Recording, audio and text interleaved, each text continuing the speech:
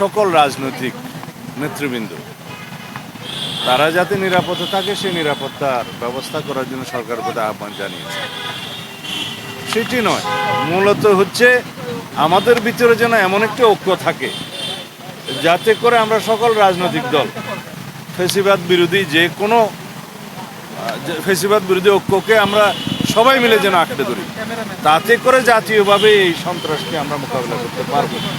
যদি আমরা গণতান্ত্রিক শক্তিসমূহ পরস্পর বিচ্ছিন্ন হই এবং পরস্পরের বিরোধিতা করতে থাকি, তাহলে ফ্যাসিবাদ আশকারা পাবে।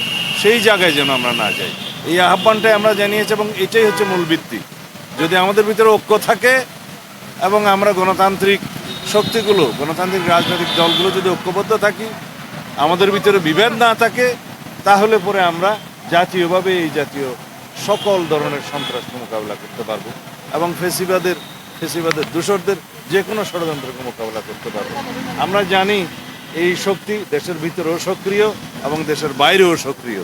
আমরা ঘটনার সুষ্ঠু তদন্তের জন্য এবং তড়িৎ ব্যবস্থা গ্রহণের জন্য আহ্বান জানিয়েছি।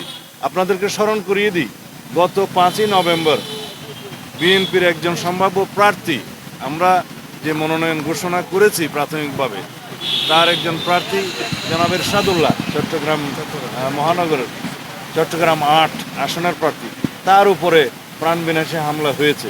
কিন্তু তারপরে আইনশৃঙ্খলা বাহিনী কোনো কঠোর ব্যবস্থা গ্রহণ করেনি এবং যথাযথ তদন্ত করে যদি তার বিরুদ্ধে মানে সন্ত্রাসীদেরকে গ্রেফতার করা যেত, আইনের আওতায় আনা যেত, তাহলে হয়তো এরকমের ঘটনা আরও হয়তো ঘটতে উৎসাহিত হতো না।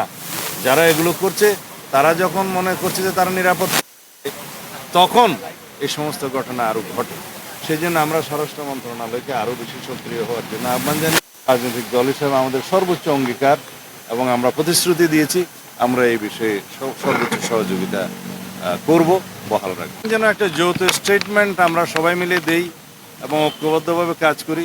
আর ইনকিলাব মঞ্চের যে সভাটা আজকেও চলছে, তারা আগামীকালকে এবং পরশু হয়তো তারা একটা প্রতিরোধ সভা জাতীয় একটা আহ্বান করবে শাহবাগে অথবা 21শে শহীদ মিনারে। সেখানে যেন সকল দল অংশগ্রহণ করে। আমরা প্রতিশ্রুতি দিয়েছি যে আমরা যাব। আমরা ঐক্যটা দেখাতে চাই, ফ্যাসিবাদ বিরোধী, সন্ত্রাস বিরোধী জাতীয় ঐক্যটা দেখাতে চাই। এটাই হবে আমাদের শক্তি।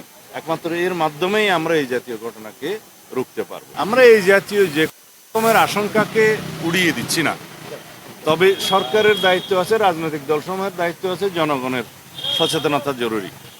সেই জন্য আমরা বলেছি যে স্বরাষ্ট্র মন্ত্রণালয়, আইনশৃঙ্খলা বাহিনী, যৌথ বাহিনী এবং সরকার, জনগণ, রাজনৈতিক দলসমূহ মিলে ঐক্যবদ্ধভাবে যদি আমরা এগুলোকে মোকাবিলা করি, ইনশাআল্লাহ এই ধরনের ঘটনা আমরা বন্ধ করতে পারবো। কমপক্ষে আমরা এই প্রিকশনারি মেজার্স হিসেবে আগের থেকে আমরা সজাগ হতে পারবো, তাহলে পরেই হবে।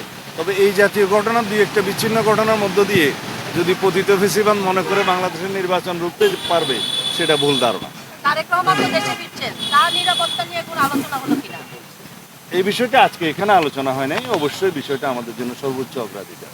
আমরা দলীয়ভাবেও চেষ্টা করব, সরকারকে আহ্বান জানাবো যাতে ওনার নিরাপত্তা নিশ্চিত করা হয়।